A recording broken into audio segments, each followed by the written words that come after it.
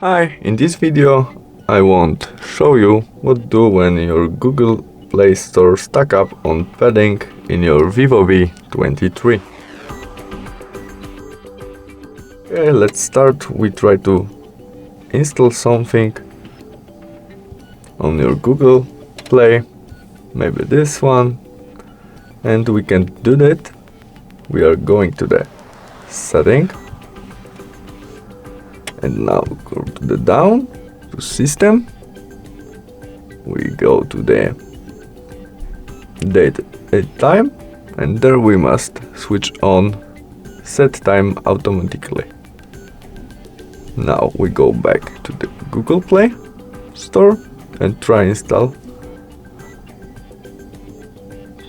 And now it is working. Thank you for watching. Bye.